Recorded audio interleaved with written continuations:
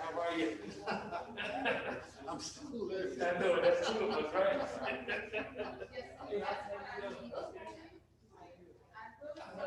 That's a wonderful thing to say in 2021, isn't it?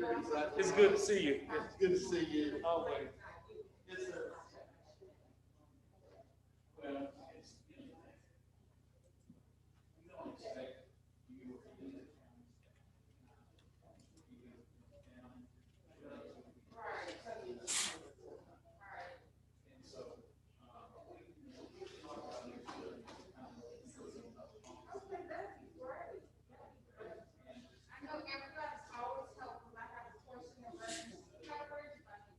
Well,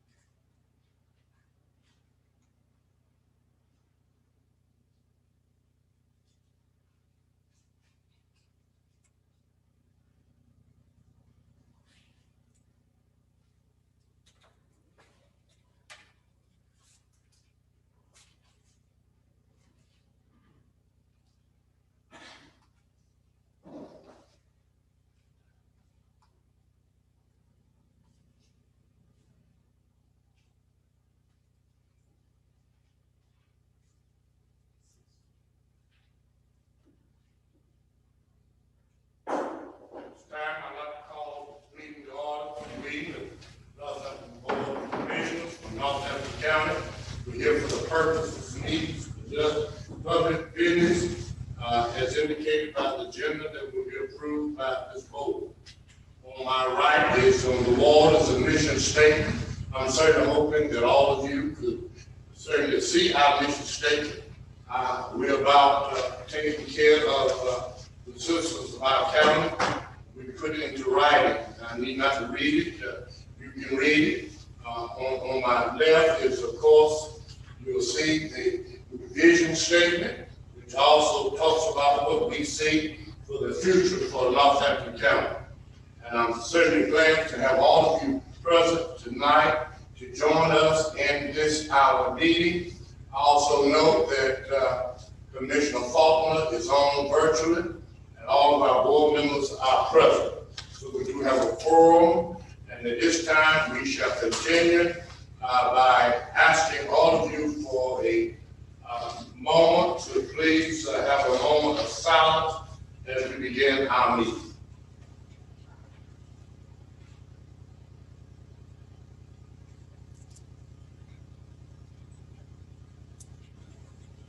At this time, I'm going to ask you if you would please stand with us as we pledge allegiance to the flag. Oh, that's wrong flag. That's wrong flag. Switch the man there. Forgive me.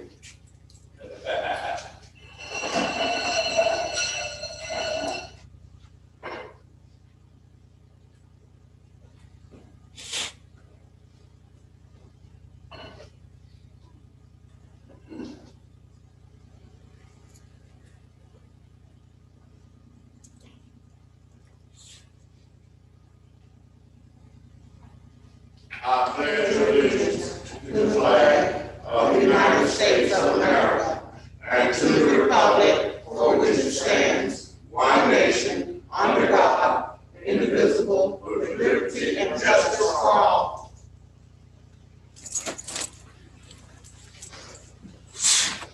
Board members, we do have an agenda before you, and I do note that the agenda consists of items that we have discussed and those that perhaps need further discussion. As we look at the agenda, this gives you, the board members, an opportunity to accept the agenda as given or to include or exclude items on the agenda. I should first ask, there are any items on the agenda that needs to be excluded tonight?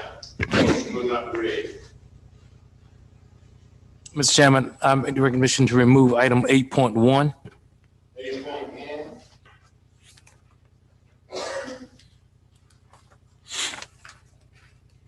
Exclude. Exclude. Are there any other exclusions?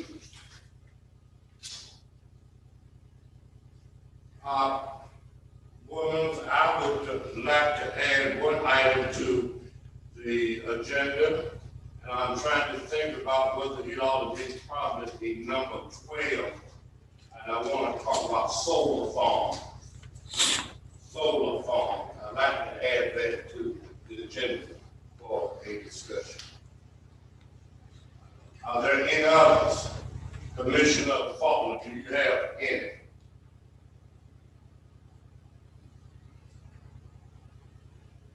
No, sir. Thank you. Any other commissions? Could I have a motion that we accept the agenda as given with corrections being made? I make a motion that we accept the agenda with the corrections that have been made, which is to exclude 8.1 and add tab 12 solar farms. Could I have a second? Second, Edwards. Commissioner Boone has made a motion. Commissioner Edwards has seconded. We would have the agenda as given to us by the motion. Are there any questions? Are there any discussion? No question, no discussion. All in favor, let it be known by you sign aye. Aye. Faulkner. Ayes have it, motion is carried. Conflict of interest. In accordance with the rules and procedures adopted by this board in section 153A, 44 of the North Carolina General Statute, it is the duty of every member present to vote on all matters coming before the board, unless there is a conflict of interest as determined by the board or by law. Does any board member have a conflict of interest with respect to any agenda item coming before the board today? If so, please identify the conflict and the board will consider the matter. I have none. No conflict, Buffalo. No conflict, Faulkner. No conflict, Tyler. Being no conflict, may we continue with our consent agenda. Our consent agenda tonight consists of the minutes of our regular meeting on April 19th, 2020. You had the opportunity to read those minutes. 2021, I'm sorry, 2021. You've had opportunity to read those minutes. Do any of you have any adjustments that need to be made to the minutes, inclusion or exclusion? If not, I will accept the motion at this time. Our regular meeting on April 29th, 2021 will be approved. Chairman, I do need to make one correction where Mr. Edwards' name is. I will go in and change it to Dr. Thank you. Are there any other changes? The wood and the capital letter in wood needs to be added under HR matter tab 6. Okay. Are there any others? Mr. Chairman, I move approval of the Northampton County Board of Commissioners regular meeting on April the 19th, 2021. Edwards made a motion. Can I get a second? Second, Buffalo. Second by Commissioner Buffalo, we set the minutes from April 19th, 2021. Are there any questions, any discussion? All in favor, let me know by you to sign aye.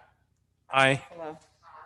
Faulkner. I have the motion was carried. Thank you so much, Commission. At this time, we shall go into our agenda, which is our 2021 working conversation, our development property renewal service contract. Chair Tyner. I think your microphone might be off. Okay, thank you. With your permission, Mr. Chairman. Yes, you may. Thank you. Honorable Commissioners, thank you for allowing me to join you this evening. At the request of your staff, I've come tonight to provide you with an overview of the 2021 risk pool renewal for Northampton County. Oh, the clicker works, great. Tonight, I would like to just briefly go over an overview about the risk pool, very high level, very brief.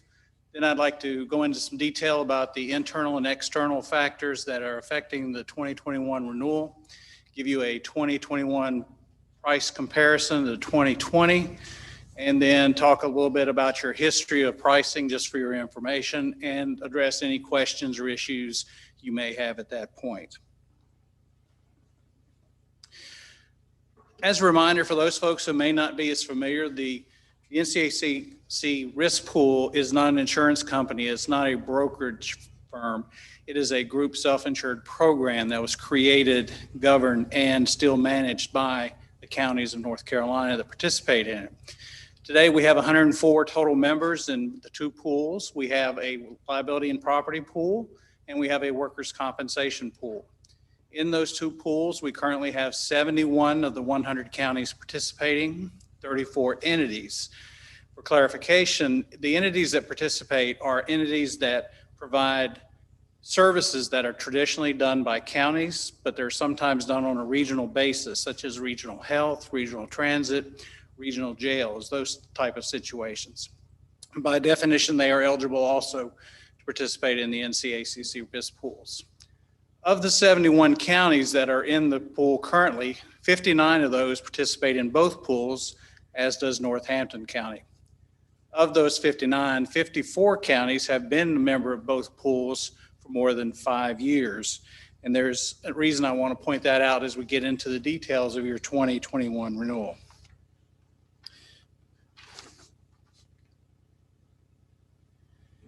Just like this body, we are also fiscally responsible and held to accountability.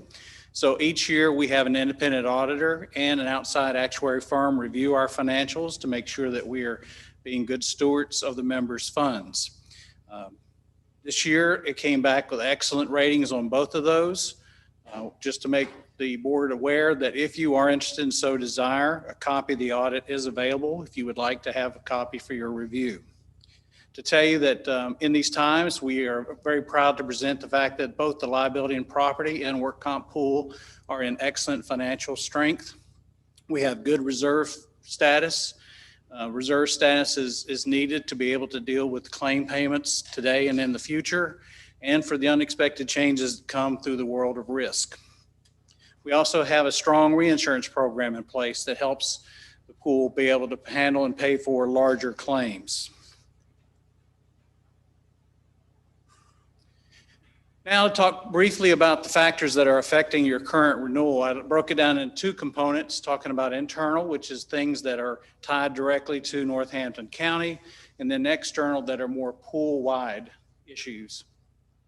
Some specific items include a $2 million property value increase. And when I'm talking comparative terms, I'm talking in comparison to where you were with your 2020 renewal the same time period last year. So since that time, we've seen a $2 million property value increase. We've also seen 16 additional vehicles, 7 additional law enforcement staff, and your payroll is up about $700,000. Again, these are at specific points in time comparing this year to last year. One of the negative aspects in there too is there was a 22% increase in your loss experience rating. What we do as part of the pool's rating methodology is we do want certain accountability from each individual member. So we take a snapshot each year of the loss experience of each member and run it through a formula to see if they earn credits or debits. And the movement of that is comparatively what you see here with a 22% increase. Some external or pool-wide factors that are occurring this year. You may have heard, those of you have paid attention, that the insurance market is going through some changes this year.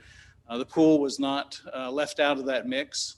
Our reinsurance costs have increased 7% for the property and liability pool. Our actuary is also projecting an increase in claims costs for next year of about 8%. Part of that's good. We've had growth in the pool. You know, we have added members. We've also seen counties add staff. But unfortunately, when you increase staff and vehicles on the road, your potential for claims also go up. On the good news, we did see a decrease of about 4% in the workers' compensation reinsurance. So that also is coming into play in this renewal.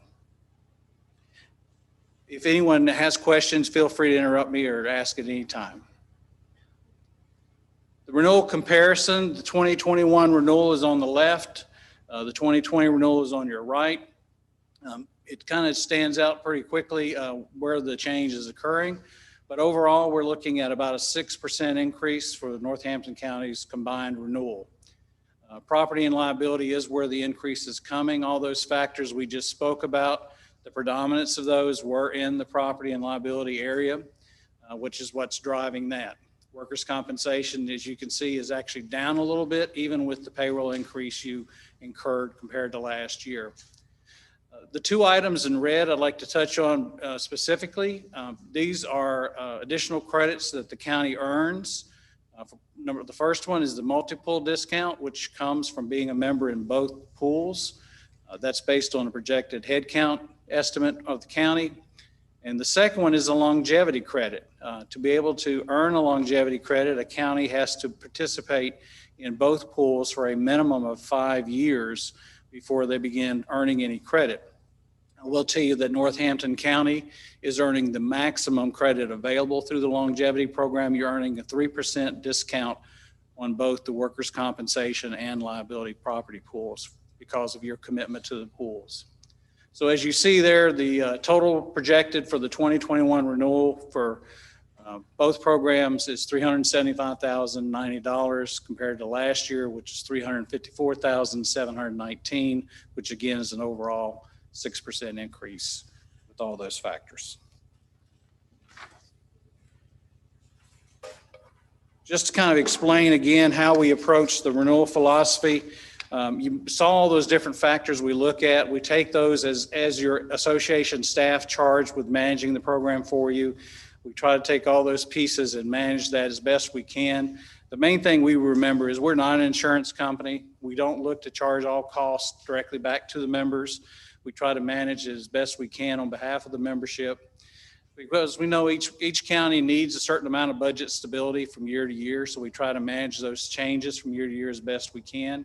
But at the same time, there's also a need to sustain the financial integrity of the risk pools, because you know as well as I do, if you're not financially sound, you can't do services for anybody. The thing too to remember is that while we are technically two pools, distinct legal pools, both having individual budgets, what we do is we try to manage those collectively with one renewal plan. In other words, for example, this year with your property and liability costs going up, we try to manage the work comp side to kind of help offset some of that, so you did not see an overall jump of any great significance. And we do that each year for those members. And that's another benefit of being in both pools. You get that ability to use the tools and the flexibility in both pools to help manage your changes year to year. Just to provide you a little history as far as how those changes have occurred over the years. Back in 2008, 2018, 2019, your overall increases were 2%. Last year, we did see an increase in some of the costs occurring in the insurance market. Thus, it moved up to a 4%. And again, we're seeing some growth both internally, but also some cost externally. And so now we're up to a 6% increase this year. But as you can see, we've tried to maintain the increases to manageable numbers from year to year.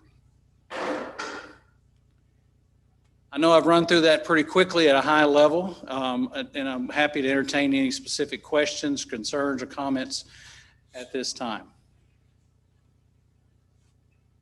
Board members, do you have any questions that you desire to ask at this time? So feel free to ask your questions.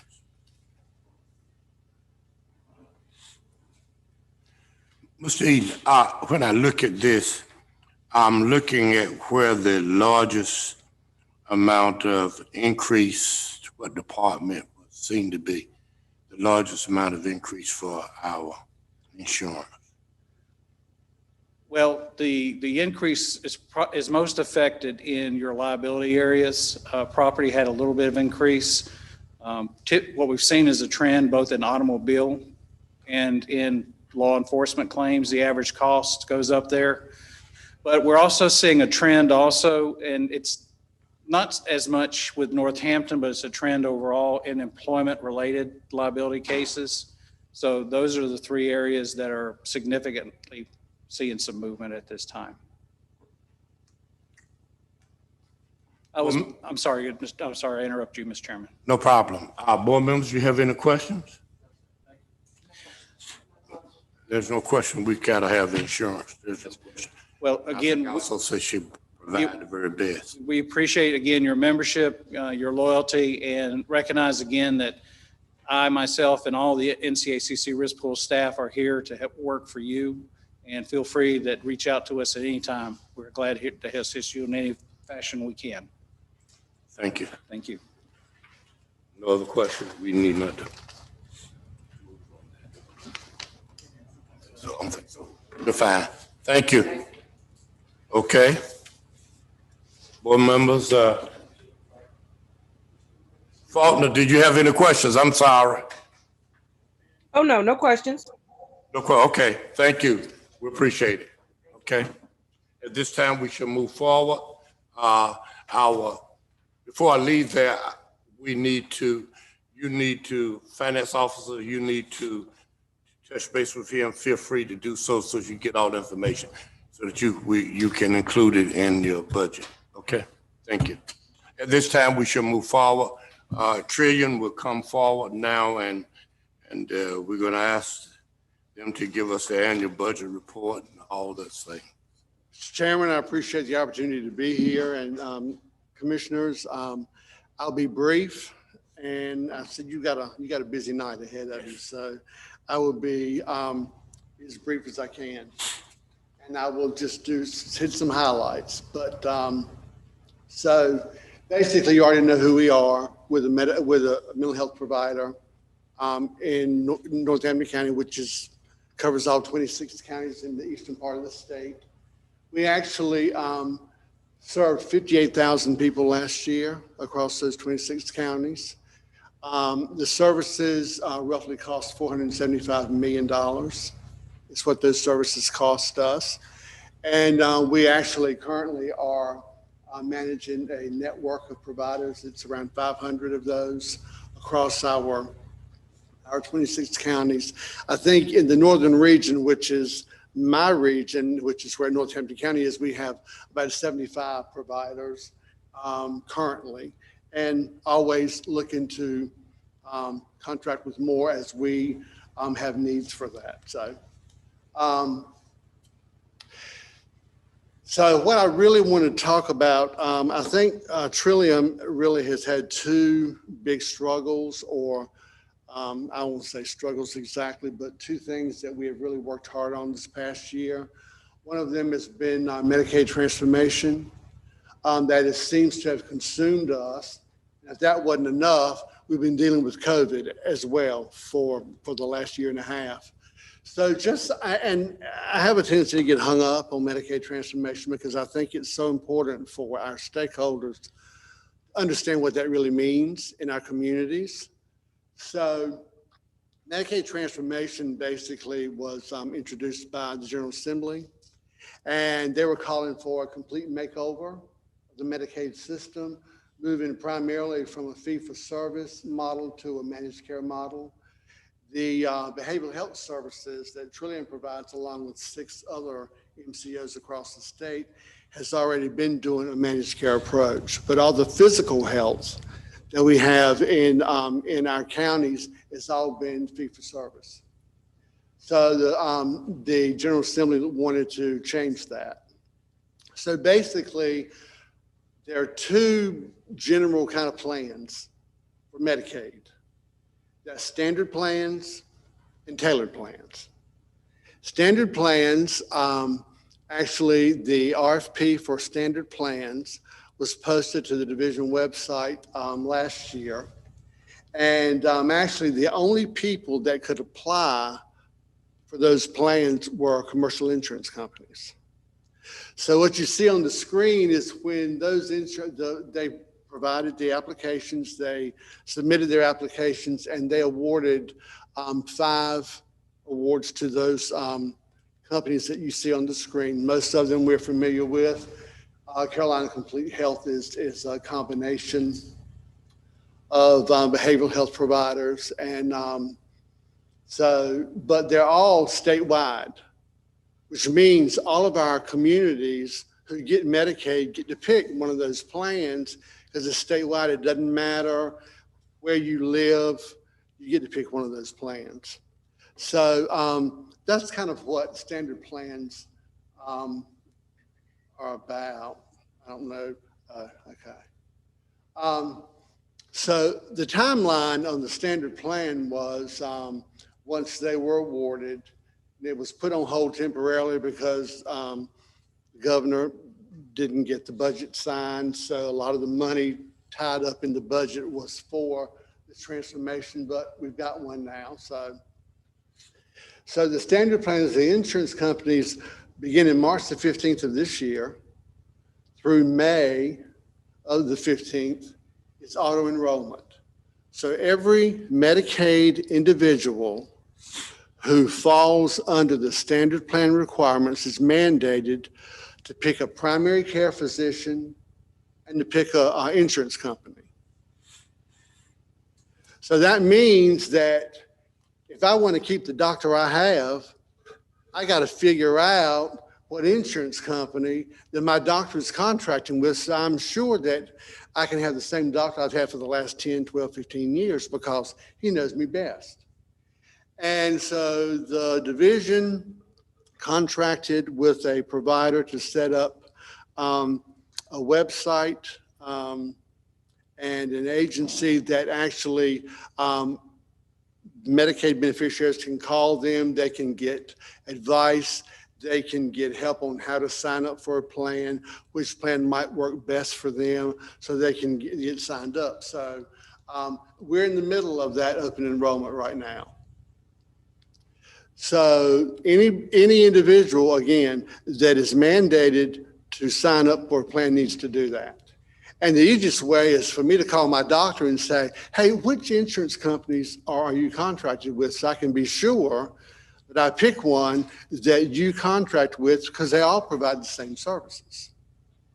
So unfortunately, anybody who does not pick one by May the 15th, the state's going to put you in one. They're going to auto assign you into a plan, and then they'll send you a card. The insurance company will send you a card saying, you're now enrolled in this plan. This is your 800 number. This is your doctor. This is who you're going to go to, and that kind of thing. So we're just wanting so much for our people in our communities to know that they have a choice and they need to exercise their options and doing that for themselves. So this all goes into effect July 1 of this year, which means that the majority of the Medicaid beneficiaries fall under the standard plan. So we're going to lose about 2/3 of the individuals that we've been serving forever, because we can only bid for the tailored plan, which we've done that. They haven't been awarded, but I'll get to that in just a minute. So the standard plans, they'll be in effect July 1, 2021. They will be providing behavioral health services for the mild to moderate individuals. And the division is the ones who determines who qualifies for what plan. The MCO doesn't have anything to do with that. So that's how they look at diagnosis. They look at a history of treatment to determine where people should fall. And then they put them in that plan if that's what they think they need.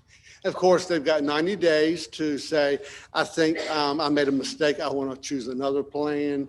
Or I think you made a mistake. I need to be in the tailored plan. So there are options for those folks. But can you imagine how confusing all this is for individuals? And so that's why I want folks to understand how confusing it is for our communities and how confusing it's going to be. So for the tailored plans, which is specifically for MCOs like Trillium and the other 6 across the state, they're going to be picking 5 to 7 MCOs to implement the tailored plan. The tailored plan is covering the moderate to more severe behavioral health symptoms of individuals. those people who have used mobile crisis a number of times, those people who've been in the hospital for inpatient psych visits for several times, those people who are severe and persistently mentally ill, they will be under the tailored plan. In addition to the behavioral health services, Trillium will be covering the physical health from now on. We've not done that before. So that's a big change for us and a big learning curve. So the actual RFP was posted November the 13th last year. And we had to submit our bids to be selected the first part of February, and they're going to be making their selections June the 11th. So it is possible that we may not get selected. I don't think that's going to happen, but the statute says 5 to 7, so they can choose as little as 5, which would make some counties would be open that other people might have to take over. And the most they could choose, of course, is 7, which is how many we have. So the tailored plan is a year from July 1. So it's July 1, 2022. So for those individuals that don't qualify for the standard plan, we'll continue to provide those services until July 2022. So what that's going to look like is it's going to be a whole person model. Oh man, okay. A whole person model, and which means there'll be a lot of care management going on. Everybody who falls under the tailored plan will get a care manager. And the main point of having one agency that's guiding and monitoring all the services, behavioral or physical health, is that I can take my insurance card and I can go to my pharmacy and I can get my medicine. I can go to my psychiatrist appointment and I can get my services. I can get my Medi-Val. I can go to my therapist, and then I can go to my doctor and I can get my flu shot, all with that one card. And all of that will be under one agency, which makes so much more sense. And let's see, so we'll be contracting with pharmacists that we've not done before, all the general practitioners in our counties, all the specialists, because people who have severe mental illness have to have those physical issues addressed as well. So, okay, enough about that. Just briefly, the other issue we've had this year is COVID-19. We have spent a lot of extra money on enhanced services for our providers. We had providers that lost staff because they were taking care of their families. We paid them an enhanced rate. We paid retainer fees. We paid some overtime for those folks so they wouldn't lose their staff, so they could stay open. So our consumers wouldn't lose their services and our providers wouldn't lose their businesses. So we did a lot of that. We actually put together, I don't know how many COVID kits for our providers in all of our counties, delivered them. We actually did some for consumers also for day programs. We took those, delivered those. Let's see, what else we did. Most of our services are face-to-face services. And so we actually rewrote the service definitions and actually submitted those to the division to see if we could get them to approve services that we could provide the majority of the services through iPhones or through some type of computer. We paid for devices that providers could use to take to the homes and to do interaction with them through telehealth, like the doctors are doing now. So we have done a lot of that. So just one or two projects, because we want to be a partner with DSS. We actually have contracted with a provider to establish some respite homes specifically for DSS kids that maybe have been taken away from their homes, or they need a place to stay for a few days or a few hours. If they need additional placement, that kind of thing. We have done that. We have continued to supply the naloxone kits to our counties. We did put in hand sanitizer stations, or paid for them to be put in our playgrounds. One of the other things I really want to mention, and then I really am gonna wind down, is that we have done a lot of work within Trillium on racial equity and looking at, with all the police violence in our community in the last year, we actually organized a couple of groups within Trillium, and we had a time for discussion and concerns, and out of that came 2 work groups that actually looked at Trillium's policies and how salaries are set, and looking at being more directly involved and relationships with African American colleges and universities to try to look at be sure that racially we were more equal across our personnel and our salaries. So we've done a lot of work with that, and I'm proud of that work, actually. So let me just say, last year, Northampton County specifically, we served 723 individuals. 622 of those were mental health. 71 of those had substance use issues, and of course, 67 had intellectual and developmental disabilities. And so those services came to about $8 million.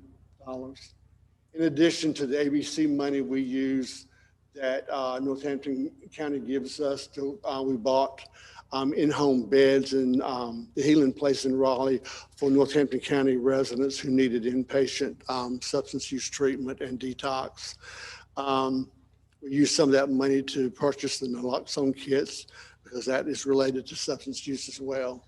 So we continue to work for all of our counties, and I just want to say to Commissioner Edwards, he's a good partner.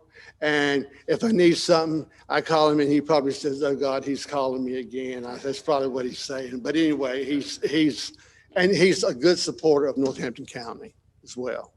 So, well, I'm about 7 minutes over. I apologize.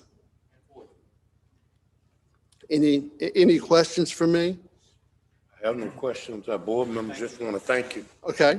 Thank you for the service you provide. There's 870 plus people in our county, mental health issues. We want to say thank you for taking care of them. We really do.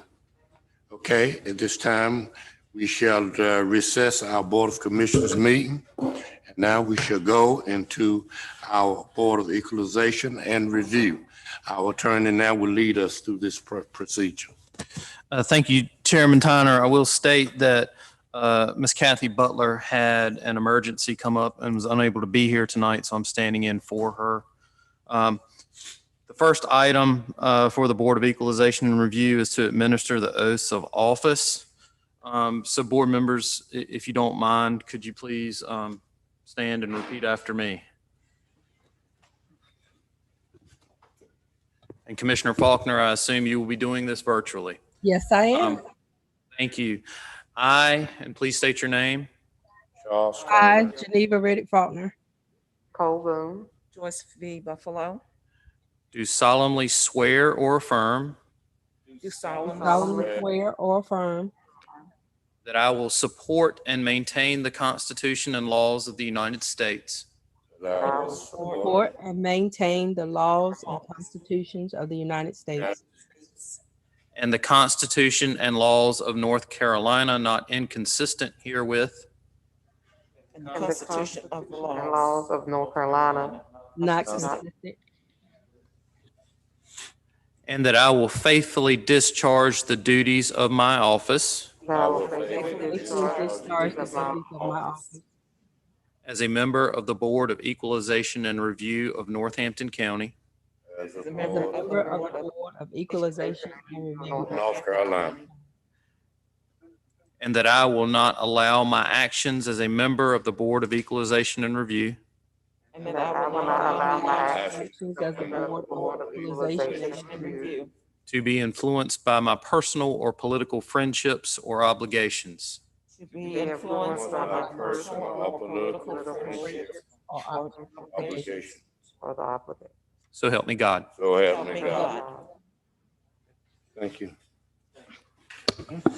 Thank you, board members. The final item for tonight's Board of E&R meeting is a call for appeals. So at this time, the county Board of E&R is opening the floor for all property owners of Northampton County who may disagree with the appraised value of their property to file appeals and to submit those appeals. And it is requested that the appeals be in writing and presented to Kathy Butler, who is the clerk of the Board of Equalization and Review, and that those appeals be postmarked by 5 p.m. on Monday, May 17th, 2021. Again, the deadline to submit your appeal, it must be postmarked by 5 p.m. Monday, May 17, 2021. And that's all, Chairman Tyner. Okay, at this time, we will recess until 6:30. 6:30. 6:30 on May 17th, 2021. Okay, 6:30 on May 17th, 2021. At this time, we shall close this session. We're going back into our regular session. At this time, we have our Evelyn and tax appeals. Thank you, Chairman Tyner. I'm also standing in for Ms. Butler on this matter. Before the board are two appeals for ad valorem taxes assessed, a refund and release in the total amount of $459.30. And the reasons are stated in your package. It is the recommendation of the tax department to approve the request for a release of refunds for the amount stated and for the reasons given. Board members, you've heard the recommendation coming from our attorney representing our tax administrator. What is your pleasure at this time?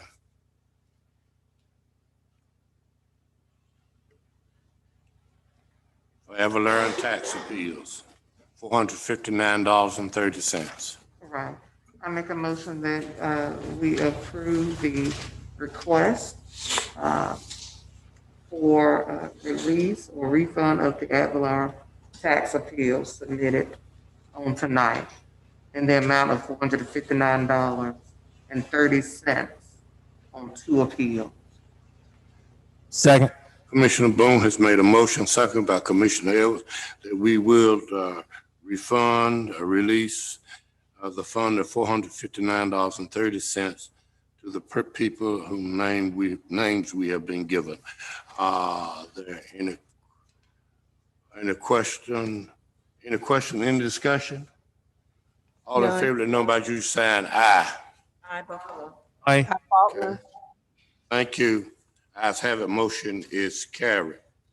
As we move right along, we shall move forward now in HR matters.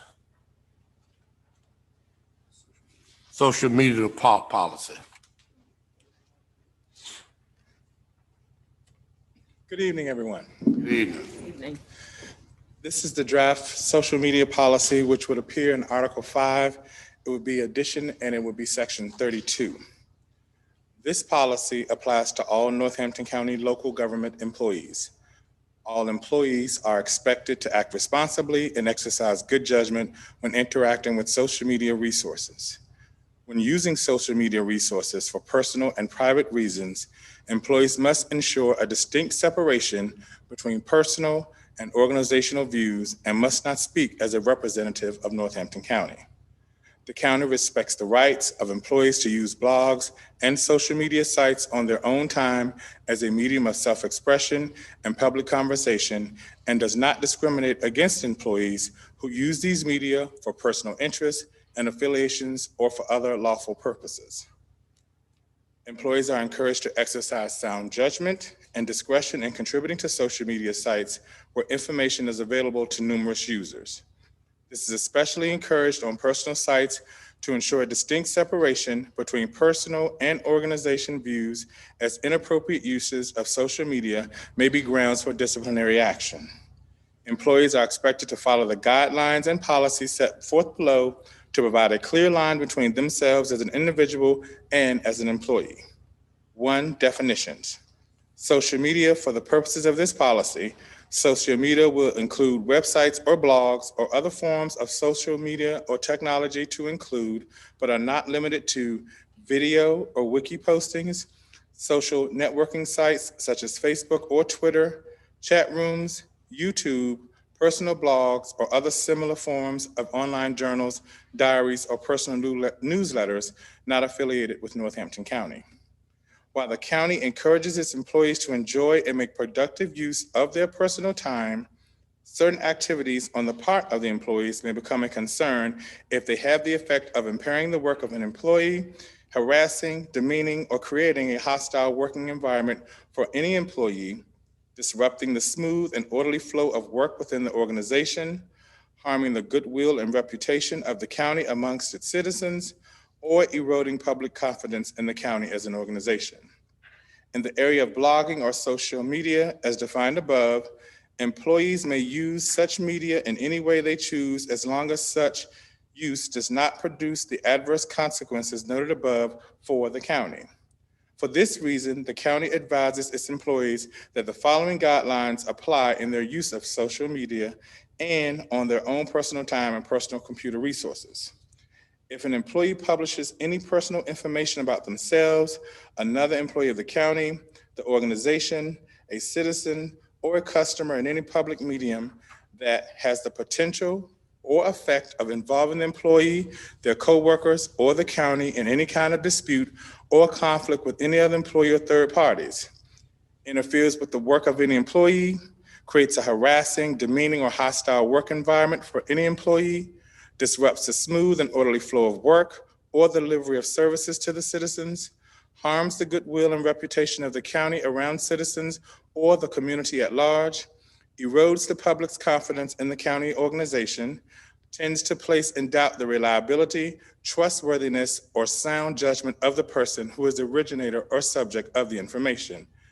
Then the employee responsible for such problems will be subject to coaching, counseling, and/or disciplinary action, up to and potentially including termination of employment, depending on the severity and repeat nature of the offense.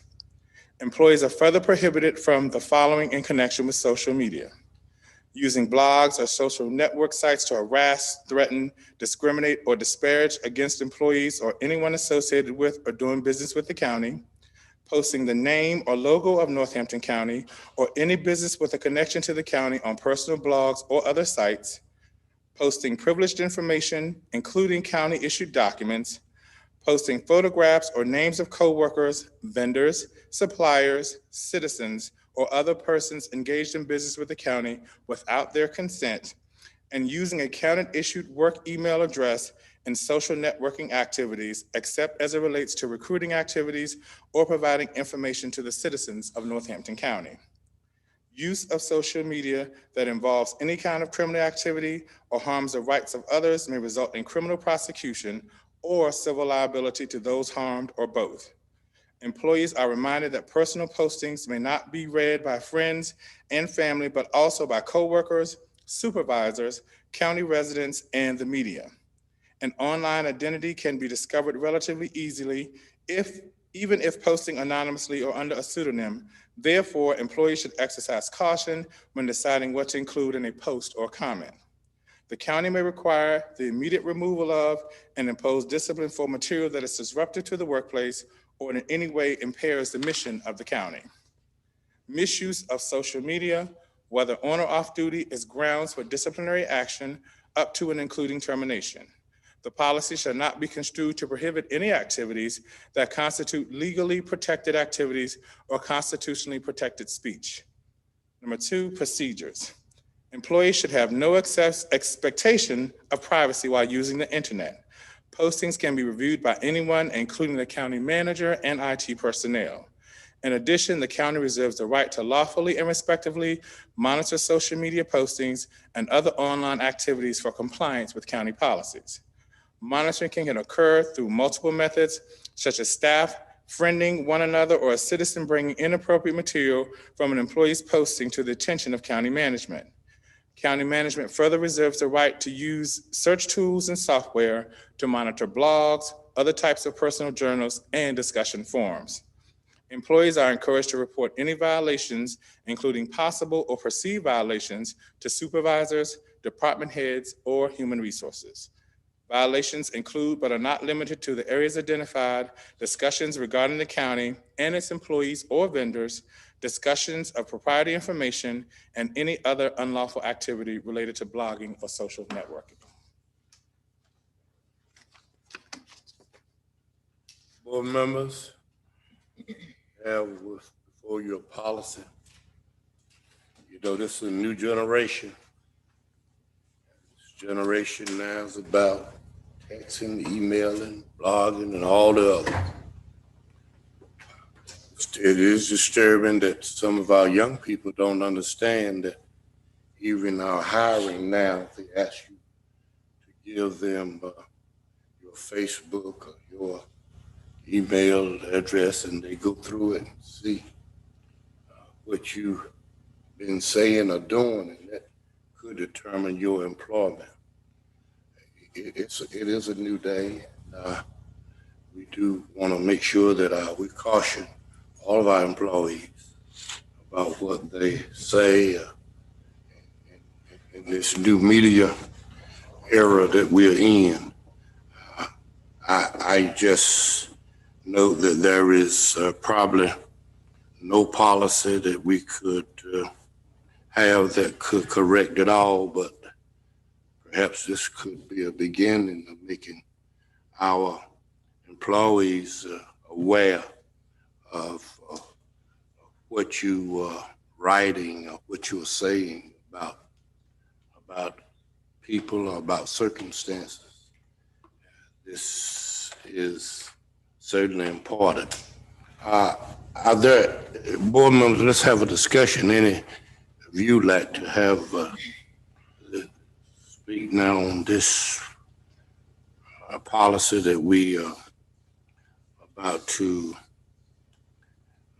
head into if we would adopt it? We do need some kind of policy that speaks to it because of the fact that we do have those things that are occurring that hurt people, saying wrong things about people, that we ought to be able to speak to it in Northampton County. You're employed by Northampton County. So I'm open now. I think, Mr. Edwards, you're in that business and It's necessary, Mr. Chairman. Absolutely necessary. I agree with you said. I move approval of the social media policy that's been presented by Dr. Wood. Before we do that, Mr. Edwards, could I have other board members just to see if they have any discussion before you? Sure. You asked for that. You want discussion before the motion? Yes, I'd like to have some discussion. Oh, okay. So if we need to change our motion, we can do so. Understood. Okay. All right. How about Ms. Buffalo? I have no. You done? Okay. How about Ms.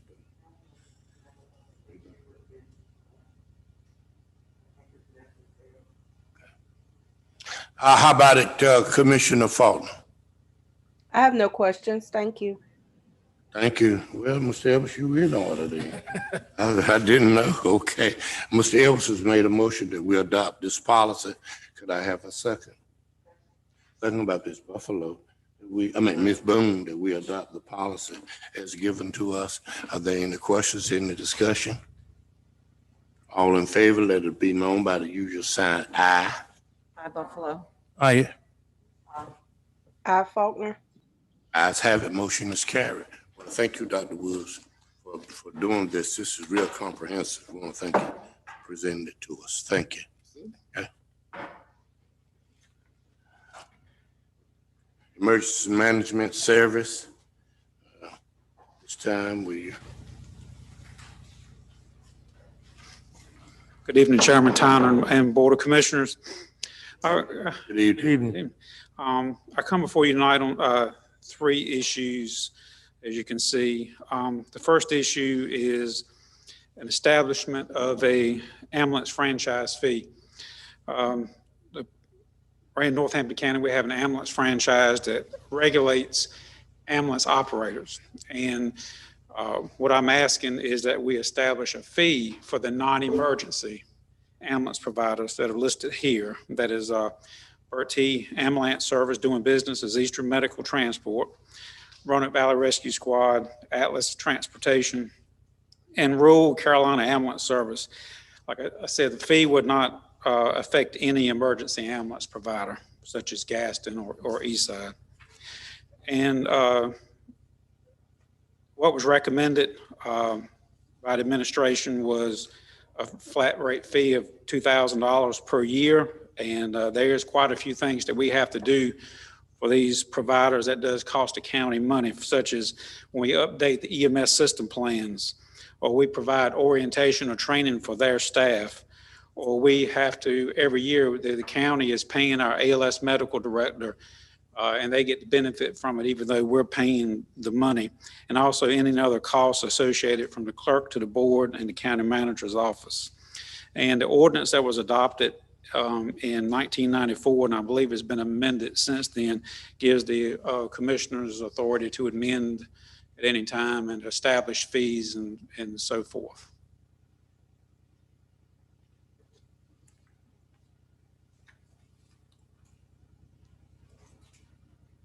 Board members, do you have any questions that you need to ask Mr. Noel? Any questions? Any questions you need to ask?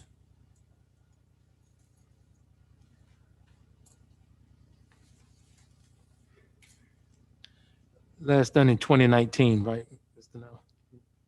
With this one, on this particular item, the commissioners had never established the fee. Never established. For these non-emergency providers. Never. Never. They basically, they have permission to operate within the county. We Right. give them permission, but it's also certain things that we have to do, like we're responsible for their medical oversight. The county has an expense that we have to pay a medical doctor, not only that oversees our EMS, but oversees the non-emergency providers too. And also there's some interaction that we have to do with the North Carolina Office of EMS. We have staff that has to ensure training and compliance and such things as that. And just thought that the county ought to recover some of the money that we're spending out for these other providers. And these places are for-profit entities, and they're So they'll be the ones that must, they'll be the ones that will give you the funds? Yes, once, I guess the county attorney, we can work that out. Once they renew their yearly renewal, we'll have to work that out. Do you have a breakdown of what the annual costs have been to the county that we provided?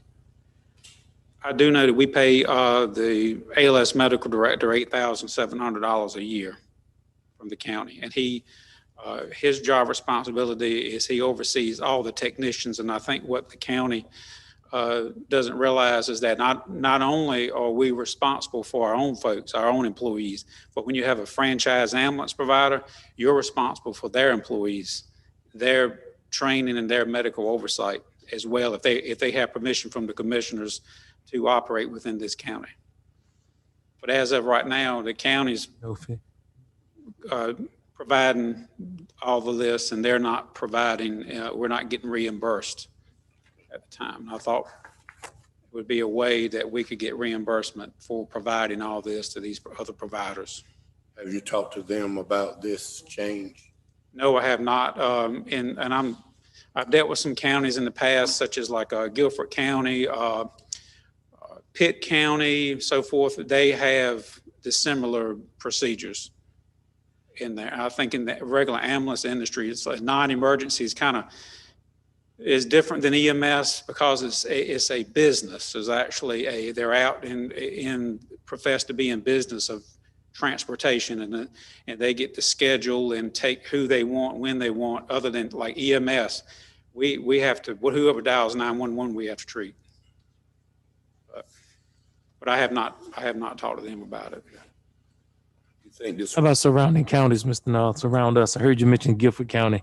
How about surrounding counties near Northampton? I'm not sure of any surrounding county that has a franchise ordinance fee. Like I said, I'm familiar with Pitt counties and Guilford counties, and I believe Caswell's, I think, is $5,000 a year. Pitt counties was, I believe, $1,700 per year, but they have many providers in that county. I just want to make sure that those, I know they're for profit, but I just want to make sure that they still will continue to work in Northampton County. I don't want to shun them from not coming to Northampton County when there's an emergency, when we need them. I just want to make sure that this does not say, well, I'm not going to give service in Northampton County anymore. And very well, there may be one of those providers who's not doing a whole lot of business in the county. They may opt not to renew. I'm sure one of the other providers will pick up, because that business is driven by market rather than like EMS. Generally, patients use whoever they're comfortable with and whoever provides a good service, on time, courteous and professional type service. If one would drop out, you would be able to assume that responsibility as Northampton County? Well, I'm thinking that the other three providers would, or whatever providers could pick it up, the business. If they're in here making any money at all, they're going to pay the franchise fee, nominal fee. Board members, what is your pleasure? What I don't like is you haven't spoken to any of them and just gotten a feel from them. But if you believe, you're in charge of that service, you're in charge. Well, they probably wouldn't like to pay it because they want to keep as much revenue as they're for profit. Yeah, for profit. Yeah. We have only one of those that's located in Northampton County, and that's Atlas Transportation in rural Carolina. I forgot about rural Carolina is the only one that they provide paramedic level transportation to in between hospitals and different things, and also they provide non-emergency. They may come over and service the nursing home or the assisted living in Gaston from time to time. But I can tell you from I've operated non-emergency ambulance provider, and most of them it's a very lucrative Gotcha. business. Board members, what is your pleasure on this item? Do you desire that we would approve it? Do you desire that we would talk with them? Do you desire that we not look at a franchise at all? It's entirely up to you as a board. I totally understand exactly what you're going toward, but I believe, say, total transparency. And if we've been a partner for X amount of years, and this is my belief that maybe we should bring them to the table and discuss this is what's coming down the pipe, just in the spirit of total transparency, so that by passing something and all of a sudden we're going to have a conversation, but it's a done deal. That's my feeling, Mr. Chairman. So what I'm hearing from you is, Yes, sir. yeah, from you is, of course, that we might need to table this and let him go back and To our providers. and tell them that we are considering That's correct. this, and then we would have, everybody will be on board. It won't be brought out new to them. We could get a feel. Yeah, get a feel, yes. Chairman Tyner. Yes. I would like to also, as he's having that discussion, to think about maybe a phased-in approach. $1,000 1 year and then the second year, 2,000. If we could consider, if you can consider that option as well. Okay, got it. Could I have a motion that we would have Mr. Newell to go back and work with and to those who are in our county and let them know that this is what we're discussing so that we all will be on board. They might not like it, but just say if we have it, will it mean you still remain in our county? That's correct. Okay. Could I? Mr. Chairman, I move we table Okay. the emergency management service request until next said meeting, so discussion can be held with other providers. Okay. All right. Would that be fine? Could I have a second on that? Second by Commissioner Boone. Are there any question in discussion? All in favor, let know by you sign aye. Aye. Ayes have it, motion is carried. If you go back and we'll talk about that, okay? And we can do it. The second item, Mr. Chairman, the Board of Commissioners, is the indexing of the ambulance charges. I believe that the commissioners asked, we last raised our fee schedule 2 years ago, and the commissioners asked us to look at it every 2 years and to come back and see if it needs to be adjusted up or down. And to keep it at 150% of what the Medicare rural allowable charges are for Northampton County. As you can see, the attachment that was provided by EMS Management and Consultants shows just a small increase in all the charges. And even when you get down to the rural mileage of 18 miles plus, that even I believe that went down from 1755 to 1155. And all of these are figured. I know at the top you see 27845. How these charges are come about is that they use information data from your zip codes to they come up with these. Medicare comes up with their allowables. Only thing this would affect, again, like we discussed 2 years ago, is commercial insurance, vehicle insurance, and self-pays. This will not affect people on Medicare or Medicaid or TRICARE because the county accepts assignment of those benefits, and you're going to get what Medicare or Medicaid pays you, and that is it. So there's just a small adjustment to keep up with inflation, because I think last time we had gotten really, really behind, and the commissioners had to do a catch up with that. Board members? Look at it, seeing the problem, there's the problems, affect their services. It's a small amount of increase. Most of it will not be less. Medicare. What is your pleasure, board member?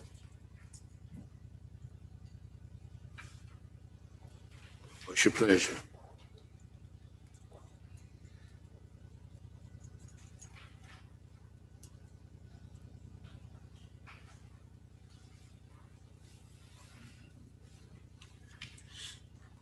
I'm asking board members of what is your pleasure about the approval of the ambulance fee schedule at this time? Chairman Town, I make a motion that the board, I guess, approves the adjustment of the Northampton County ambulance fee schedule to reflect the current updated charges now. Okay. Second, Faulkner. Second, been moved and properly second that we would approve the fee schedule as given to us. Are there any questions, any discussion? If not, all in favor, let know by usual sign aye. Aye, Faulkner. Ayes have it. Aye, Edwards. Ayes have it. Motion is carried. Thank you. And the last thing, Mr. Chairman, is the adjustment in ambulance standby rates. Now, that has never been adjusted since established approximately 8 years ago by the Board of Commissioners. when it was established, it was just very basic that we would charge $75 an hour for ambulance standby for a nonprofit and $150 an hour for a for-profit entity.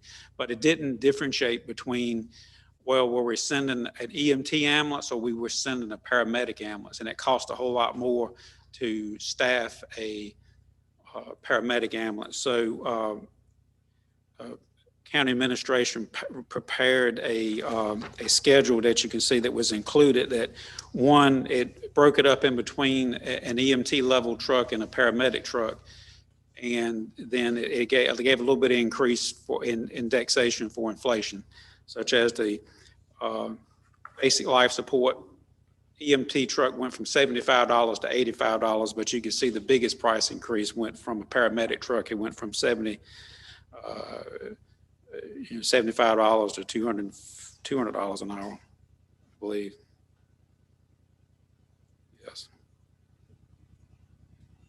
Okay, board members, you see a proposed county EMS standby rates. They are established here. You see $85, $200 per hour. Are there any questions you would ask at this time? I have a question. Just Yes. Yes. With the existing rate and your budget, what kind of impact has that had when you have had those requests? Well, the main standby we were doing was at Ncac, and we were charging them $75 an hour, and I did a rough estimate. The county was only making, by the time we called in extra people and paid them, sometimes they were making overtime hours to go out there and work because it's an all-day thing. We were only actually clearing about $15 an hour. And then, you know, if you had anything break or whatever, we were actually going in the hole. But this year, we're not covering Ncac. Ncac has opted to contract with Gaston EMS for this year. So we're not, actually don't have any standbys scheduled, and wouldn't have that revenue line item in our budget.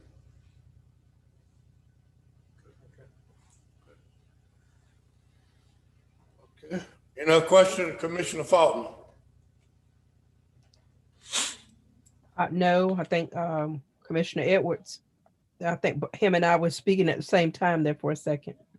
but on the same thought pattern, Ms. Fulton. Thank you, Commissioner.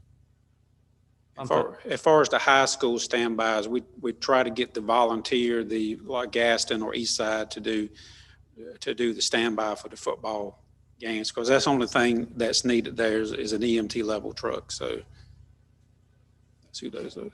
Okay. Well, Commissioners, what is your pleasure about the increase?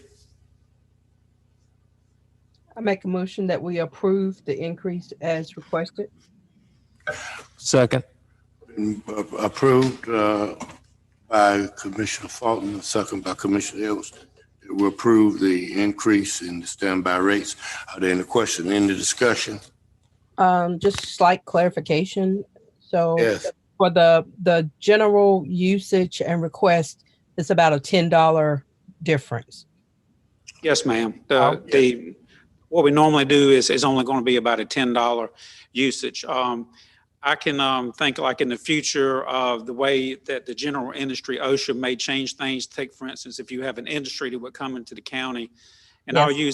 I'll use Viva as an example. They might have to do a shutdown and require a paramedic unit, and that standby event could go on for a couple of days, so that we would have to have trucks. But then, you know, it would be costly for that. It would be costly for both entities, I guess. So just keeping us Yes. from having to absorb the cost for Yes, that. ma'am. So thank you. All in favor, let know by you sign aye. Aye. I Faulkner. Let's have it. Motion is carried. Thank you so much. Thank you. For all the work that you're doing. We appreciate you. And I'll get with you, Mr. Thomas. Okay, that'll be fine. We'll talk about those. Okay. At this time, we shall move forward with our social services contract. Good evening, Chairman Tyner, Vice Chair Faulkner, and to the rest of the Commissioner Board. I stand before you to present 3 contracts that are requesting rate increases. The first one is the Division of Services for the Blind. Last year's budget, the 2020, the current budget, 2020, 2021 budget, the total budget was $18,024.75. The federal part was $13,518.56. The state portion was $2,253.09. The county portion was $2,253.09. The budget that the budget that they are requesting is with the county portion being $2,294.37, which will be a $41.28 increase for the services for the blind for next year. Do you want to take these individually or want to take them all together, board members? I'd like to take them individually, just in the event. Okay, at this time, could I have a motion to approve this first one that she's given to us? Chairman, I move approval of the Division of Services for the Blind. Moved and properly, second moved by Mr. Edwards, second by Ms. Boone, that we would approve the contract that's given to us. Are there any questions, any discussion? All in favor, let it be known by you, your sign aye. Aye. I, Faulkner. Ayes have it, motion is carried. Thank you so much. Continue on. The second contract is CPTA Aging Transportation. The current year's budget is $13 per one-way trip. They are requesting for next year for the budget to increase by 65 cents to $13.65 per one trip. Okay, board members, you've heard the recommendation coming from our Social Services Interim Director. Are there any questions that you need to ask her? Any questions? Were there No any other question. transportation providers solicited? Okay, could I have a second? She had a question. I'm sorry. Sorry.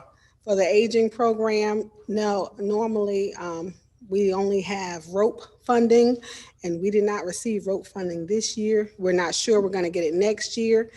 The only other drivers that we have for the aging transportation are the personal drivers, and their rates are much higher than CPTA for local trips, so CPTA would be the best price. Okay. Was your question answered, Commissioner Ford? I'm always going to ask. All right. Okay. Mr. Chairman, I move approval for the CPTA contract. Motion made by Commissioner Edwards, second by Commissioner Boone. We approved the CPTA contract. Are there any questions in the discussion? Not all in favor, let it be known by you, your sign aye. I, Faulkner. Aging. Ayes have it, ayes have it. Aging contract, Mr. Huh? The aging contract. But it's CPTA for providing the transportation, am I right? Right. Aging. Agent, okay. Add the word aging to the motion. Oh, okay. Agent. All right. Are there any other discussion? Again, should I ask again, all in favor, let nobody use sign aye? Aye. Faulkner. Ayes have it, motion is carried. Thank you so much. Okay. The next contract request is for CPTA Medicaid Transportation, and I'm going to break down each item. For 2020-2021 budget, the amount that was being paid for just Medicaid transportation was $17.27 per one-way trip, and they're requesting $19.86, which will be a $2.59 increase. For the dialysis trips, they are requesting the same. They're requesting $19.86. that request will be the same, $2.59 per one-way trip increase. And for out-of-county medical, for the budget year 2020, 2021, it was $24 per one-way trip. And for the upcoming fiscal year, they are asking for $27.60, which will be a $3.60 increase. And then the van for Work First for this budget year was $13 per one-way trip. And the van for Work First for the upcoming year will be $13.65, which is a 65-cent increase. Okay. Board members, what is your pleasure? I do note that gas prices keep going up. Gas prices keep going up. They really are. And those who are transported for us got to pay prices likewise. We can understand why it would be an increase. And let me add, Medicaid transportation is 100% reimbursable. 100% reimbursable. Yes, for Medicaid transportation, yes. Okay. Board members, what is your pleasure? I make a motion that we accept the contract for CPTA Medicaid as presented. Second. Moved and properly second. Motion made by Ms. Buffalo, second by Mr. Edwards. We would approve the plan as given to us. Are there any questions in the discussion? If not, all in favor, let know by you sign aye. Aye. Aye. Faulkner. Ayes have it. Motion is carried. Thank you so much. Thank you. Thank you. Sorry you had to wait so long. Thank you. Thank you. As we shall move forward now, we should have our financial matters. I'm going to ask our finance officers to please come forward. Good evening. Good evening. Tonight, I have the financial report for March 2021. This is the 9th month into fiscal year 2021. At this point, we want to have at least 74% of our revenue collected, and we have 87% of our revenue collected. We want to be at or under 74% in expenditures, and we are at 64% expended at this point. Thank you. Board members, do you have any questions to ask? We get a financial report every month, which tells us exactly where we are financially. Do any of you have any questions that you need to ask at this time about our finances? No. No question. Thank you. No question? Okay, will you continue on? Next, I have budget amendment number 36, and this is to budget for the setup of the aging center in the amount of $29,481.97. Would these funds would come out of contingency, or would they come from the funds? Contingency. Contingency, okay. How much of the funds that we had from COVID did we use for the repairing of the building? About $85,000. About 85, okay. Okay. Board members, you have with you the French equipment and all that we need to complete the senior center for you. Any questions? And I think Commissioner Buffalo, you've been working on this likewise with our clerk to the board. Y'all kind of taking this under your wings. And we're going to be ready to own this facility in just a few days. We're just waiting to get the state to let us open it as far as COVID is concerned. I think we're going to be real proud of that facility that was granted to us. And when a few moments ago, we had the insurance talking about the amount of insurance that has gone up, but because of we had added on additional property. I think that was a great plus for us. And but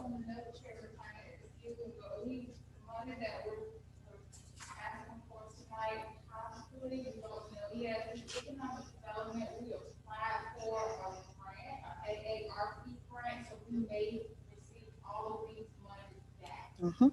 Thank you. Oh, Thank you. Thank you. Thank you. Board members, you had a report before you. Are there any questions you want to ask about these expenditures? If not, I'll take a motion to accept the budget amendment. So moved, Chairman Tyner. Thank you, Commissioner Faulkner. second. Commissioner are there any question, any discussion? All in favor, let know by your sign aye. Aye. Aye. Ayes have it. Ayes have it, motion is carried. Thank you so much. Okay, my last budget amendment Yes. comes with the decision paper. Okay. And this decision paper is for the use of Fund 62. Yes. And the purpose of this paper is because back in 1995, the board approved a fund, and that was Fund 41. And this was for the Northampton Garrisburg Water Sewer Project. Yes. Once that project was completed, an operating budget was supposed to be established, and this is according to USDA requirements. And that fund, that operating fund, was to come before the board for the board's approval to use. And it did not come before the board. And so I'm here tonight asking for the board to approve the usage of Fund 62 for the Northampton Garrisburg Water Sewer. And right now, the revenues and expenditures for Northampton Garrisburg Water Sewer are being realized under Fund 61, our water sewer fund. And that money needs to be separated out into Fund 62. That was a request of our auditors. That was an exception in our audit. Yes. report, and that's why you're correcting and getting it all, meet all the requirements. Yes. Well, members, you see that our finance officer's going back to correct anything that the auditor says that need to be corrected. And I think that's just great, and she's having the information before you, just an oversight in the past, and but the auditors they don't have no oversight. They're asking us to approve these funds and how they were used. Are there any questions that you need to ask her about that at this time? She don't want no exceptions to her audit, none whatsoever. She had to go back and clear that up. Do we need to make a motion on this? To approve the usage of the fund. Use of Fund 62. Okay. Could I have a motion? Chairman Tyner, I make a motion that the Northampton County Board of Commissioners approve the usage of Fund 62 as the Northampton Garrisburg Water Sewer Operating Fund, allowing funds to transfer from Fund 61 with an effective date of July 1, 2020. Thank you. Is that a typo? No, that is correct, and that so it covers the entire fiscal year. Sorry, we have to go back. Yes. Thank you. Could I have a second on that? Second. Move the proper second that we would approve this use of funds 62. Are there any questions, any discussion? All in favor, let know by usual sign aye. Aye. Faulkner. Ayes have it. Motion is carried. And budget amendment number 37 coincides with this, and this is to move the funds from Fund 61 into Fund 62. The total is $713,700, and that covers $356,850 in revenue and $356,850 in expense. So this is a balanced budget. Okay. Board members, you've heard from our, again, for budget amendment to move the funds. There any questions about it? We're just doing some things to pass to make sure that we have all the auditors have correctly. No questions, Chairman Tyner. No question. Could I have a motion that we approve the funds for the budget amendment? Make a motion that we approve the budget amendment to transfer the funds from 61 into 62 and all associated expenditures. Second. Moving properly second, we would change the funds as indicated in the motion. Are there any questions, any discussion? All in favor, let known by usual sign aye. Aye. Aye. Aye, Buffalo. I, Faulkner. Ayes have it, motion is carried. Thank you. Thank you so Thank much. you. We appreciate you. Appreciate all that you're doing. Thank you. At this time, we shall move forward. At this time, we're going to move down to citizens' comments at this time. Wanted to do solar farm. Oh, solar farm, I'm sorry. Yeah. The addition to the solar farm. Board members, we've getting calls all the time about solar farms. Even talked today from one of the companies about solar farm. Board members, we gotta make up in our mind whether we want Northampton County to be a county of mixed, I call it mixed use, where you got some farming, forestry, you got your factories, companies that we have in the West and in Seaboard and Severn Peanut Company. That's gonna come at that. Now is the time. I know it is, because everybody's talking about energy now, how we can create energy. Solar farms seem to be one of the number one ways to create that energy. I'm asking this board tonight to, acting as the county manager, likewise, but I'm asking you tonight to have our attorney to please bring us what we need to have in order that we can at least stop now solar farms from being developed in our county until we go through some type of assessment of how much of our lands do we want to be, we want to dedicate to solar farms. We got to make that decision. If we don't make that decision, folks, our children, grandchildren down who live in Northampton County gonna come through Northampton County and say solar farm, solar farm, solar farm. We've got to do it. And the reason I wanted you to know that, because we know that our planning board and their hopper, they have lots of inquiries about solar farm. One of the largest ones in the whole area is going to be up in the Gaston area. So we last month, I believe, we added some additional to it. I don't know how many thousands of acres that would be. But we need to stop, and we need to, board members, look at what we want Northampton County to look like in the next 20 years. And you know what? I don't have the answer. I'm bringing it to you, and I really don't have the answer. I know I love farming. I know I love farmland.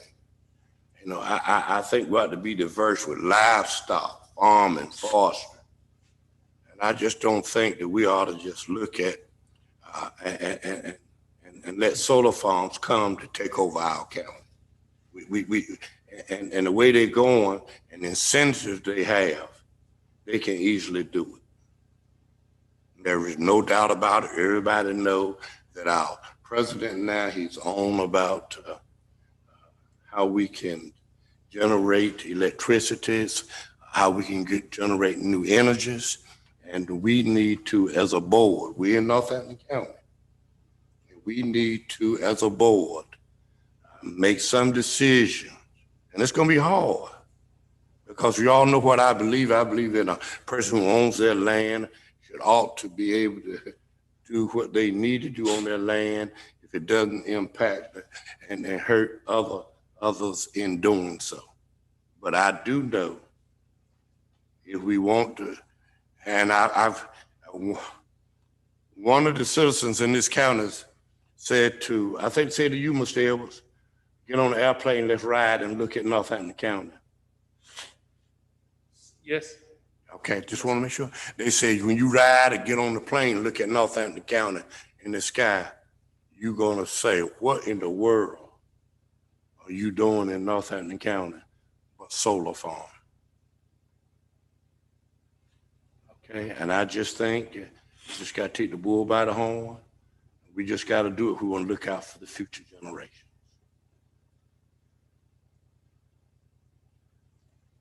Board members, I'm open for any suggestion that you have, but we need to do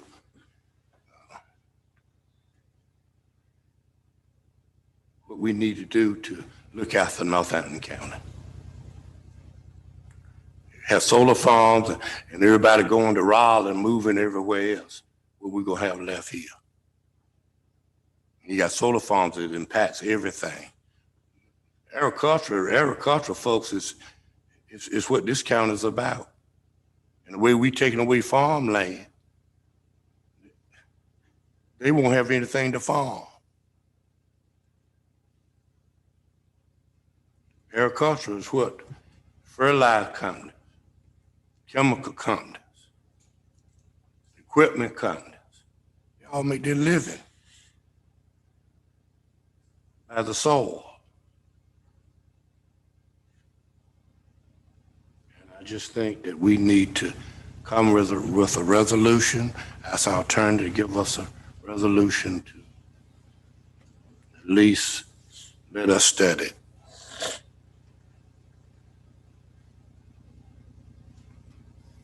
You got to be bold and make these statements, but they need to be made. This ain't about me, this is about the future. Personally, I looked into it. It's great financially, but what does it do for the future?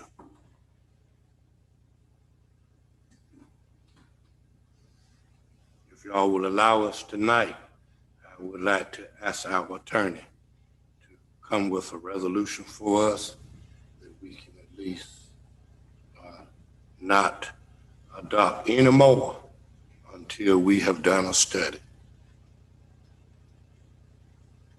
Not saying we're not going to do any more, but at least let's get a study going.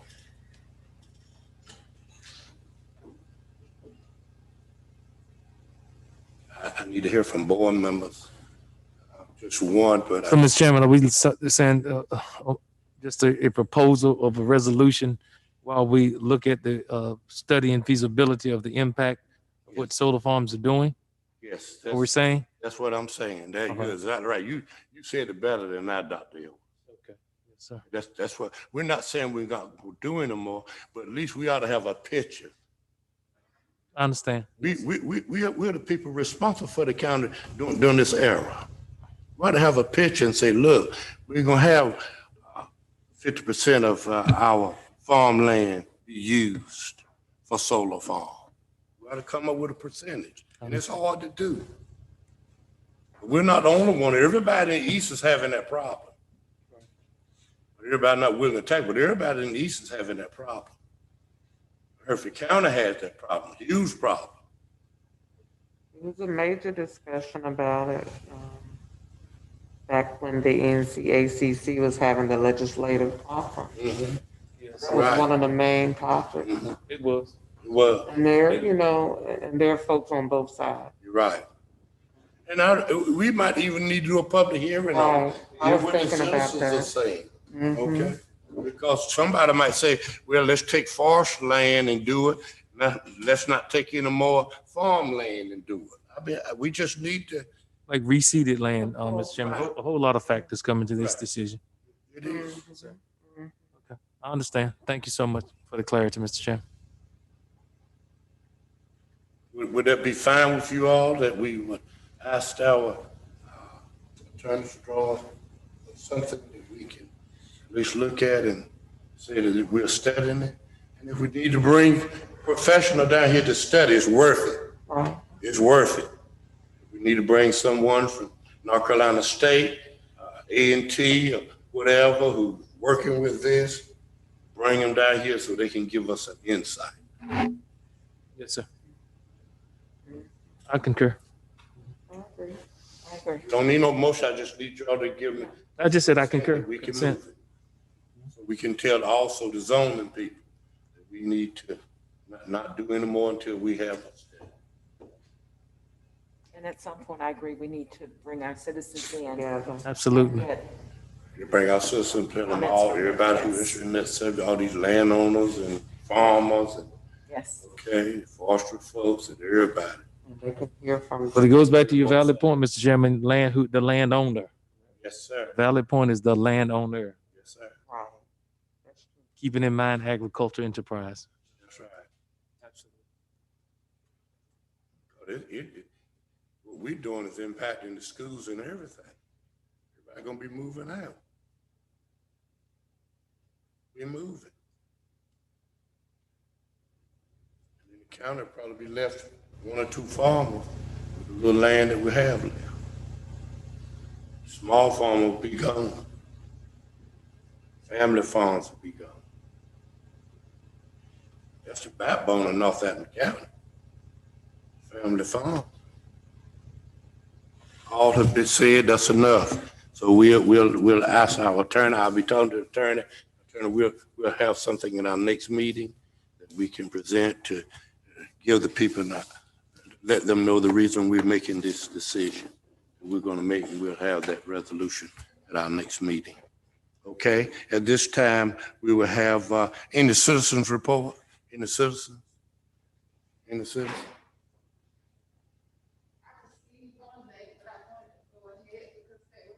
About the program from last night. It was from a Miss Jewel Bronson. She wanted me to let the board know the program was very uplifting last night. I thought it would be sad and depressing, but no, it was appreciative and uplifting. Chairman Tyner is an excellent speaker, but he can also pray.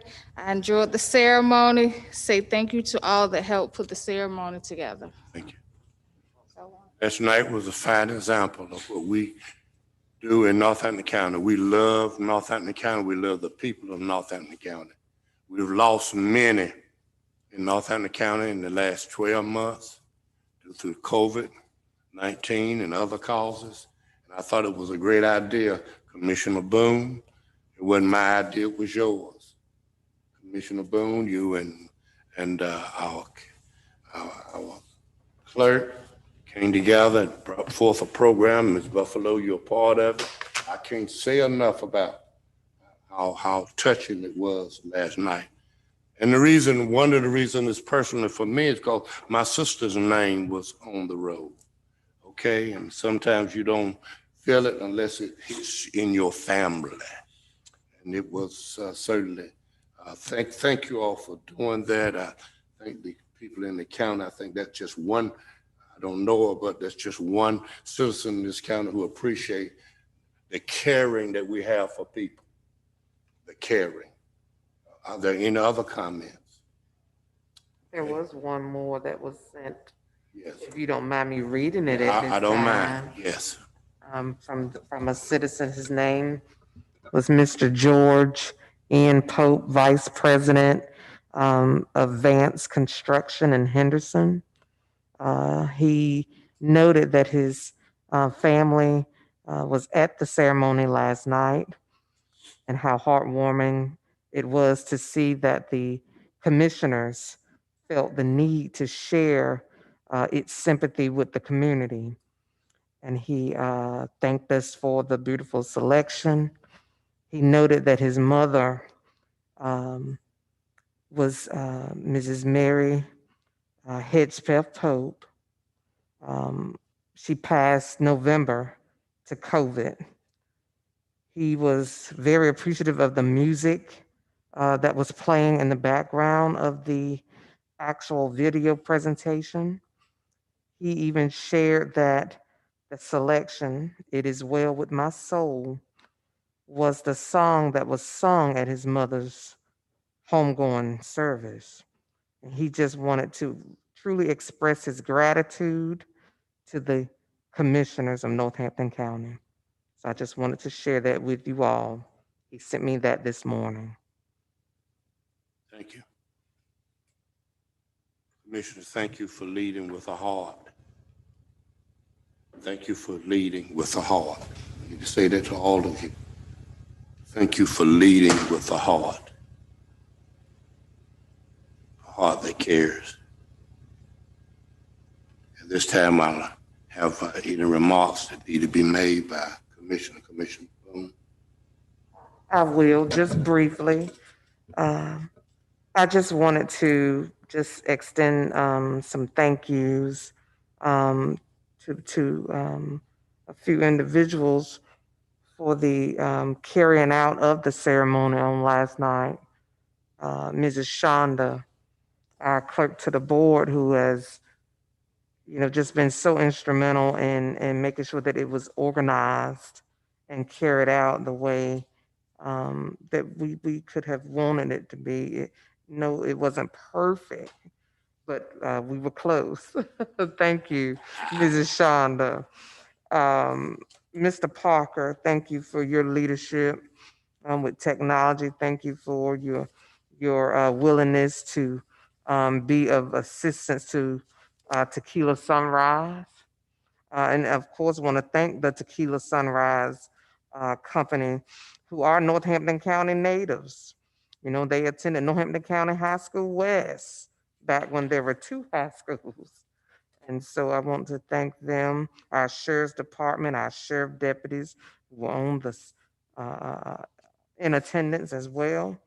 Mr. Dion Warren, his great band, trustees in Northampton County, Reginald Paler, Michael Martin, and Keith Higgs for their assistance with the setup. I call them the setup crew.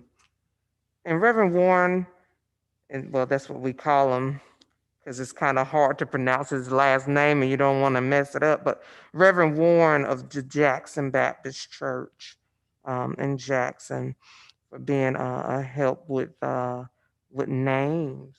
He actually shared quite a few. So I just want to just extend thank yous and to the citizens again who were in attendance or who watched via social media. We hope that you do understand that we do have a heart and that we care about your loss. We've all suffered some losses, but it helps when you do try to come together and lean on each other, lean on one another. No, it doesn't take away all of our problems or the stresses within our lives, but just for a moment, to be able to come together for a night of hope and healing. Hopefully it can continue on. And with the quote that was read regarding Dr. King about injecting a new dimension of love into the veins of the civilization. I pray that everyone continues to be safe as you can. We're still in a pandemic. Vaccines are available. 18 years of age and up. No limitations, no restrictions.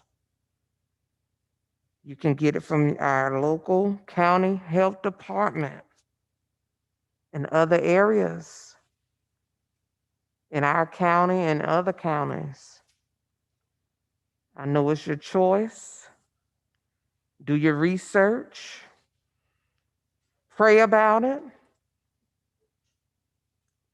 Make the best decision for yourself and your families.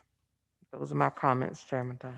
Thank you, Commissioner Boone. We certainly appreciate you, appreciate all the work that you do. And we ask that you continue to work to make Northampton County better. At this time, we're going to ask Ms. Buffalo, do you have any comments that you'd like to make at this time? Thank you, Commissioner Boone. When you were talking about Mr. Pope, I had to go back to some childhood memories because we used to farm with them. So I got to spend many days chasing the dust and riding the trucks and walking the fields with Mr. Pope and his dear mama, Miss Mary Lou. She was always very kind and making sure we had something to drink and something to snack on. So thanks for sharing that. And thanks for allowing me to be a part of the program last night. It was very special and touching. Now that the weather's getting warmer, I just hope that the families will make sure that they know where their children are outdoors playing, especially in May with the snakes moving. About one of my favorite creatures, because the kids want to be outside and they want to run back and forth, and sometimes they don't realize the dangers that are out there. So just be mindful of where the babies are playing. And again, always check on our seniors, our neighbors, and make sure that they're okay and not in need of anything. Those are my comments for this evening. Thank you. Thank you, Mr. Buffalo. Thank you for the time, and thank you for that and yesterday. And thank you also for the food bank program, how you were making sure that all the citizens in Northampton County are fed. We have food in our county. I declare this probably the only county I know that serve food every week. We do that, and you all county commissioners have been right out there on it. Thank you. Again, you got the right heart. You care about people. You care about serving others. And I want to say thank you for all the food banks, especially that you are part of and helping us to provide. Thank you for helping us do all of that. Commissioner, I want to thank all of you commissioners for all the help that you helped in that area. During the last 12 months, there was no one in Northampton County that was hungry. No one could say that they had no food. But we had food every week somewhere in the county, and all you had to do was get to where that food was. And then we even had volunteers that would carry the food to the places that need to be carried. People from Rich Square could go to Gaston. People from Gaston could go down to come to Jackson. So that it's just amazing. And I want you all to know the citizens of this county want to say to you all, thank you tonight too. I'm gonna say it for them. Thank you, all our senior citizens, especially those who do not have jobs in our communities. I want to say on behalf of them, thank you. It looked like we're moving out of it now, but through this hardship, you all have been right there to help our citizens. Mr. Edwards.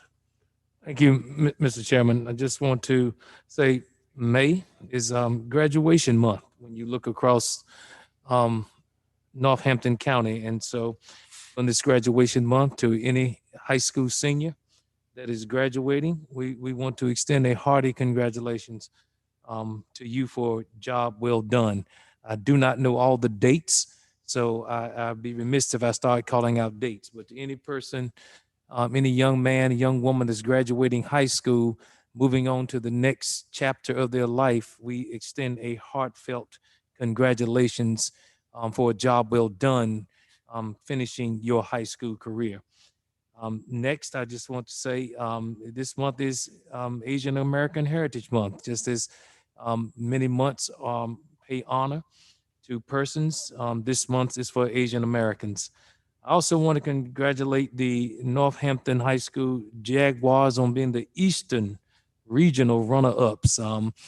During this pandemic, it was great to see sports back in action. And we know some of our counterparts have been playing sports, but this past Friday, Eastern Regional co-champions, not co-champions, Eastern Regional runner-ups were the Northampton County High School Jaguars. And thank you to the citizens that continue to reach out to give us their remarks on how the county should be ran. And we definitely appreciate all you do. Thank you. Commissioner Faulkner. Thank you, Commissioner Edwards, for all that you do, all the support. You are PR. Thank you. Thank you. Commissioner Faulkner. She's gone? Yes. Okay. Is she coming back? Don't see her back yet. You don't? If you do not know, Commissioner Faulkner has death in her family, so. Okay.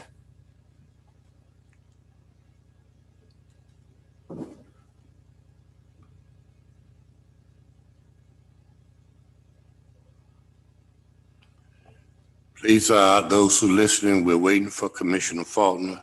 See if we could reconnect.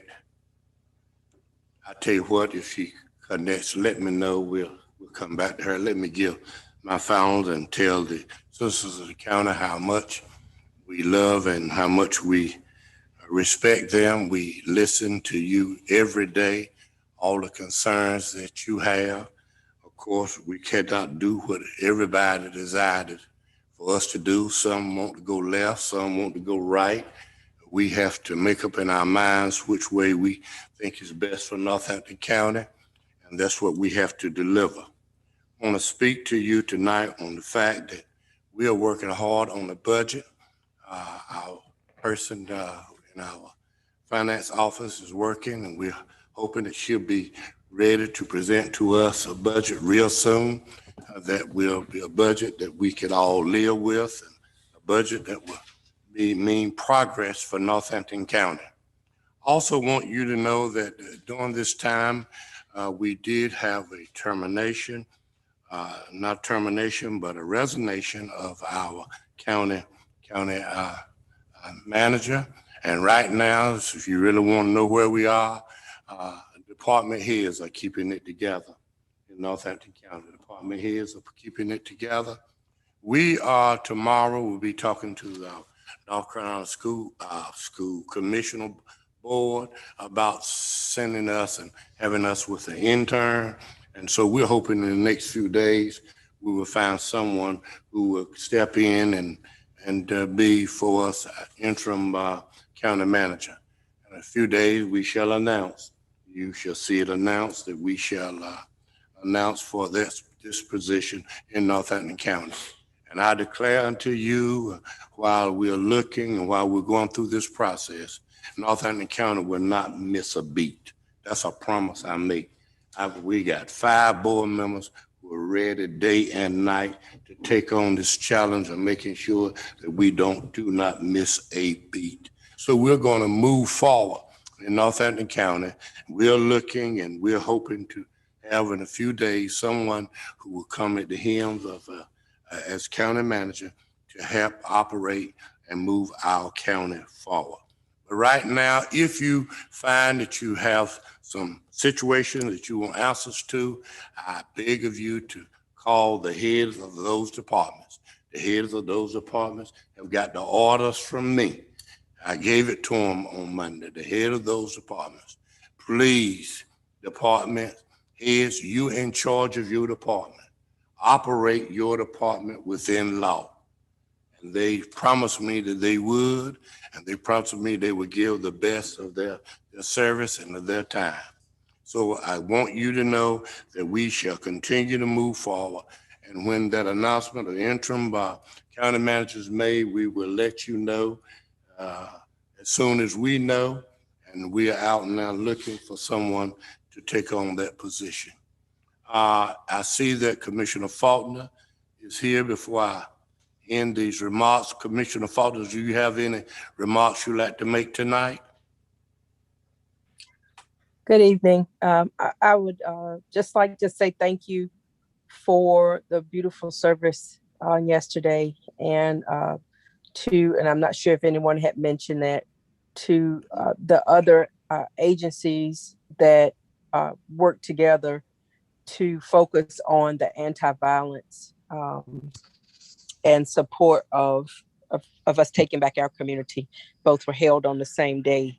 But for the organization of the memorial candlelight service for the citizens lost, I've had 2 of my family members that were recognized, and it meant a lot to the family who were not able to be there. They saw it on YouTube, and they wanted to express their thanks for just as the other citizens.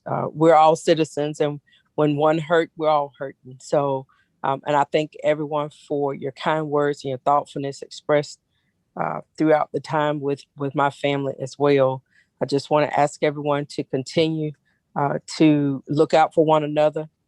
And as Commissioner Buffalo stated, look out for the children And as recent as last night, there was a loss of a little 6-year-old boy in Princeville through a house fire. So we asked all of our parents and families if you can have an emergency plan in the event that something like that happens, and practice it with your children so that they know where to go in case of a fire and how to get out. Have a fire detector, anything that can protect your families. Electrical fires during this time with people overpowered. Not to say that's what happened. I really don't know, but I know that during the wintertime, we have them because of alternative heating sources. And then in the summertime, we've had them because of people using window air conditioning units that are too powerful for an aged electrical system. So again, try to look out for one another, having those emergency plans, watch out for pools, all of those things. And thank you all so much. Thank you. Thank you, Commissioner Faulkner, for all that you do and all the support that you give. Thank you for having a heart, because you care so much. We now want you to know that we are with you in the time of the loss right now of your aunt, and we thank God for you, and we're praying for your family. Let me continue on by saying to the board members, we will let you know as soon as we know of someone who will be interim coming on, that we will have the interviews, and we will let you know as soon as we get them. They're coming down tomorrow from the Commissioners Association. Yes, that's right. They're coming down tomorrow to talk to us about possibilities of those who will be coming and sharing with us. I think what we saw tonight from our finance officer, our budget is in good state. We're where we need to be. I want to thank Mr. Jackson and all who worked so hard to keep our budget in line. I think our budget is right where it needs to be, even better than what our expectations, what we expect it to be. We do know that we have some projects that's moving in our county. We're moving. It's a slow pace, but we're moving. And we do know that we're working with our architect and engineering and making sure that those projects are moving forward. I heard from USDA on yesterday about the water system that we plan to do in the Conway, Severn, Pendleton area especially, and some other areas that this water phase 6 will take care of. We got the word approval from USDA yesterday. The word approval that the funds have been granted. I don't have it in writing, but I did get the word approval. They were waiting for information from our attorney and some others about that project, which will be close to $5 million, a little $5 million for the water system that we're going to provide for the county. Over 200 more people in our county will have water, will be enabled to hook up to water. And once we do that, there will be a water study that will be done about the financing of it, because this funds will be added to the old funds, and then we'll be talking about our water rates. I want everybody to know that the USDA have already said our water rates are low. They are too low. Water rates are too low, so get ready, the water rates are too low. But what they were telling me about it wouldn't be a problem. They said you need to look at least $1 more.